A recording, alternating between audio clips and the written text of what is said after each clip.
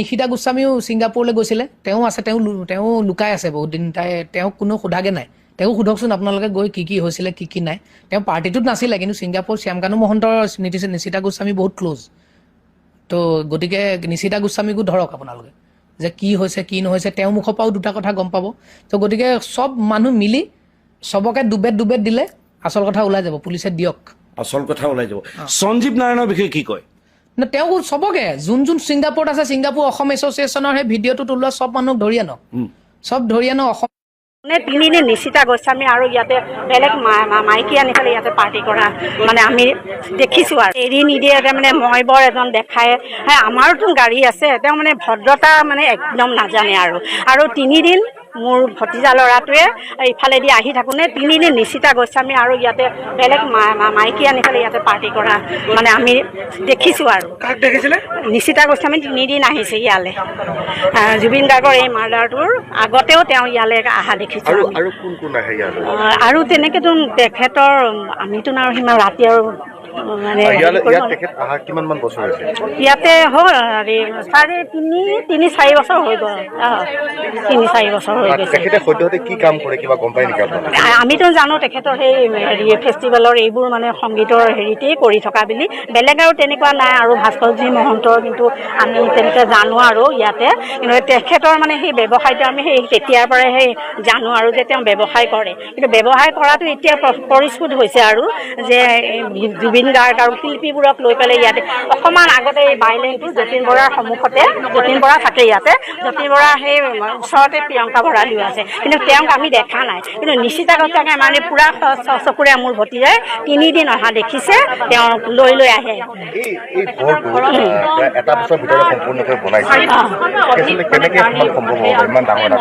তাকে সেইটোৱেইটো কথা মানে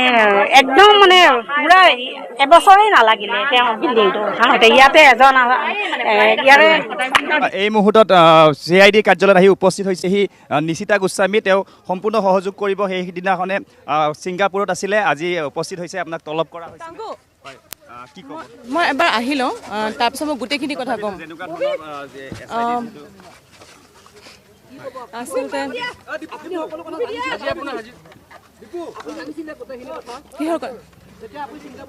প্ৰথম কথা যে মই যেতিয়া ছিংগাপুৰত আছিলোঁ সেই 450-500 ডেলিগেটছৰ মাজত সেই মানুহখিনিৰ মাজত মই এগৰাকী আছিলোঁ আৰু মই আজি মোৰ দুখ লাগিছে মই ইয়ালৈ আহিবলগীয়া হৈছে ষ্টেটমেণ্ট ৰেকৰ্ড কৰিব তেওঁলোকে ঠিক আছে মই ডেফিনেটলি মই প্ৰশাসনক সহায় মানে তেওঁলোকক মই ফুল ছাপৰ্ট দিম কিন্তু সেই অনুষ্ঠানটো কৰিবলৈ গৈছিলোঁ কিন্তু অনুষ্ঠানটোৰ লগত মই কোনো ধৰণে জড়িত নাছিলোঁ মানে জুবিনদাৰ গোটেই এই কাৰবাৰটোৰ লগত মোক কোনো ধৰণে জড়িত কাৰণ মই বাৰে কৈছোঁ যে মোৰ জুবিনদাৰ লগত কথা নহ'ল জুবিনদা যে এই গোটেই শ্বিডিউলটো কৰিছিলে মই গম নাপালোঁ আপোনালোকে যেনেকৈ খবৰটো পাইছিলে চাগে মই 5 মিনিটৰ আগতে মই ফোনত খবৰটো পাইছিলোঁ যে জুবিনদা এক্সিডেণ্ট হৈছে জুবিনদা ঢুকাইছে সেই গোটেইখিনি একেবাৰে মই অৱগত নাছিলোঁ কিন্তু ঠিক আছে যিহেতু মোৰ এতিয়া কথা নামটো ওলাই আছে গতিকে ইয়ালৈ মাতিছে প্ৰশাসনে গতিকে তেওঁলোকক মই ছাপোৰ্ট কৰিম আৰু মানে মই ছাপোৰ্ট কৰিবলৈ মানে মোৰ গোটেই শ্বিডিউলটো ক'ম মই কেনেকৈ গৈছিলোঁ কেনেকৈ আহি পালোঁহি খালি মোৰ বেয়া লাগিছে যে মই তেখেতক লগ নাপালোঁ গলিতাক মই এবাৰ যদি কথা পাতিলোহেঁতেন চাগে মই তেখেতকে নিজেই ক'লোহেঁতেন যে গলিতা তুমি নাযাবা জুবিনদা তুমি নাযাবা কিন্তু মোৰ তেখেতৰ লগত কথা নহ'ল তেওঁ কিয় গুচি গ'লগৈ তালৈ সেই কাৰ লগত গ'ল সেই গোটেইখিনি বস্তুৱে মই অৱগত নাছিলোঁ আচলতে কাৰণ মই বেলেগত আছিলোঁ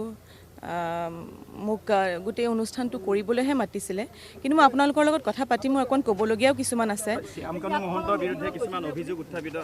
সেই গোটেইখিনি মই ক'ম মোক খালি এইখিনি ষ্টেটমেণ্টটো মই ৰেকৰ্ড কৰি লওঁ মই আপোনালোকক বিচাৰিছোঁৱেই মোক আপোনালোকক দৰকাৰ হ'ব কাৰণ আপোনালোকৰ জৰিয়তে মই কিছুমান কথা ক'ব বিচাৰিছোঁ কাৰণ মই খুব কষ্ট পাইছোঁ আচলতে 24 বছৰ কাম কৰিলোঁ নহয় এতিয়া তাৰপিছত কিছুমান বস্তু মই নিজেও অকণমান ক্লিয়াৰ কৰিব লাগিব হস্পিটেলত যাব সেইটো কথা মোক সুধিছে আপুনি হস্পিটেল কিয় নগ'ল ছিংগাপুৰ হয় এখন বেলেগ ঠাই হয় তাত হস্পিটেলত যেতিয়া মই ফোন কৰি পেলাই সুধিছিলোঁ যেনেকৈ হস্পিটেল যোৱা কথাটো তেতিয়া ক'লে ইয়াত আহিবলৈ নিদিয়ে ইয়াত সোমাবলৈ নিদিয়ে ইয়াত খুব ষ্ট্ৰিক্ট হয় গতিকে ইয়াত আহি লাভ নাই সম্পূৰ্ণ দোষী আছে শ্যামকানু মহন্তৰ সিদ্ধাৰ্থ সম্পূৰ্ণ দোষী ইয়াত এই ঘটনাটো এতিয়া যিহেতু আমাক জাষ্টিচ লাগে কৈ আছোঁ সিদ্ধাৰ্থৰ নেগলিজেঞ্চ শ্যামকানু মহন্তই নিব নালাগিছিল গতিকে এতিয়া মই বিচাৰোঁ প্ৰশাসনে তেওঁলোকে যিহেতু একদম তৎপৰ হৈ পেলাই লাগিছে CID তেওঁলোকে গোটেইখিনি হাতত লৈছে মোৰ সহায় বিচাৰিছে গতিকে মই গোটেই ষ্টেটমেণ্টটো ৰেকৰ্ড কৰি লওঁ আৰু তাৰ পাছত মোৰ যিখিনি অকণমান কষ্ট সাংঘাতিক এইটোতো সাংঘাতিক নেগলিজেঞ্চ হয় সেইটো সাংঘাতিক নেগলিজেঞ্চ এজন বেমাৰী মানুহ এজনক তালৈ যাবলৈ দিয়াটোৱেই সাংঘাতিক নেগলিজেঞ্চ আৰু সেই ইয়টখনত উঠি পেলাই তেনেকৈ পানীত নামা চিজাৰ হোৱা মানুহ এইটো চবেই কৈ আছোঁ আমি এইটো নেগলিজেঞ্চ হয় শ্যামকানু মহন্তই তেখেতে লৈ যাব নালাগিছিলে আৰু লৈ যদি গৈছিলেও তেখেতক এটা ষ্ট্ৰং মেডিকেল টিম এটা দি পেলাই লৈ যাব লাগিছিলে বা এটা ষ্ট্ৰং যিটো ৰেছপনচিবল মানুহ দি পেলাই লৈ যাব লাগিছিলে আৰু তাত গৈ পেলাই তেওঁলোকে সেইখিনি কেয়াৰ ল'ব লাগিছিলে এইটো নেগলিজেঞ্চ হয় তেওঁলোকক মই চিনি নাপাওঁ তেওঁলোকক মই ভাল নাজানো তেওঁলোকৰ লগত মোৰ পৰিচয় নাই গতিকে তেওঁলোকে মই গম পাইছোঁ যে তেওঁলোকে ইয়টখন তেওঁলোকেই বুক কৰিছিলে তেওঁলোকেই জুবিন দাক ফুৰাবলৈ লৈ গৈছিলে গতিকে আহক এতিয়া তেওঁলোকে উত্তৰ দিয়কহি কিয় লৈ গ'ল কেনেকৈ লৈ গ'ল পাইছিলোঁ মই শ্যামকানু মহন্ত নহয় তেওঁ তেতিয়া নিজৰ প্ৰগ্ৰামৰ লগত বিজি হৈ আছে কাৰণ গোটেই উত্তৰ পূৰ্বাঞ্চলৰ চিফ মিনিষ্টাৰসকল গৈছে কালচাৰেল আইকনছসকল গৈছে তাৰপাছত আপোনাৰ মুঠতে 450-500 ডেলিগেটছ গৈছে অসমৰ মানে উত্তৰ পূৰ্বাঞ্চলৰ পৰা তেওঁৰ কোনো গুৰুত্বই নাই জুবিনদাৰ এনেকুৱা ঘটনা হোৱাৰ পাছতো তেওঁ নিজৰ কামত ব্যস্ত আছিল তেওঁ সেইটো কথা মই নাজানো যে ৰাতি যে তেওঁলোকে মই আকৌ কৈছোঁ যে মই গুচি অহাৰ পাছত ফেশ্বন শ্ব' মই ভিডিঅ' দেখিছোঁ যদি সেইটো চলাই আছিলে তাতকৈ আৰু মানে দুখৰ কথা একো নাই যদি সেইটো 21 তাৰিখে পাইছিলোঁ সিদ্ধাৰ্থ শৰ্মাই যিহেতু 12 বছৰ ধৰি জুবিনৰ লগত আছিলে কিন্তু এনেধৰণৰ ঘটনা হোৱাৰ পিছতো কিন্তু যোৱাকালি স্পষ্টীকৰণ দিছে এই গোটেই বিষয়টো কি ক'ব বিচাৰিব আপুনি চাওক সিদ্ধাৰ্থ শৰ্মাৰ লগত মোৰ তেনেকুৱা সম্পৰ্ক মই ইমান তেনেকৈ সিদ্ধাৰ্থ শৰ্মাক মই লগ পাওঁ জুবিনদাৰ লগতহে জুবিনদাৰ মেনেজাৰ হয় সিদ্ধাৰ্থ শৰ্মাক মই তেনেকৈয়ে লগ পাইছোঁ গতিকে সিদ্ধাৰ্থ শৰ্মাৰ জুবিনদাৰ সম্পৰ্কটো মই খুব ভালকৈ ক'ব নোৱাৰিম কিন্তু হয় সিদ্ধাৰ্থ শৰ্মা যিহেতু manager Siddharth Sharma fully responsible জুবিনদাৰ কেয়াৰ লোৱাটোত মোৰ এতিয়া গোটেই ষ্টেটমেণ্ট যিখিনি ৰেকৰ্ড কৰিব মোৰ গোটেই শ্বিডিউলটো মই কেনেকৈ গৈছিলোঁ ক'ৰ পৰা আহিছিলোঁ আৰু তেওঁলোকে যিখিনি সোধে মই নিশ্চয় ক'ম গোটেইখিনি কথা আৰু তাৰপিছত আপুনি নাযাওঁ মোক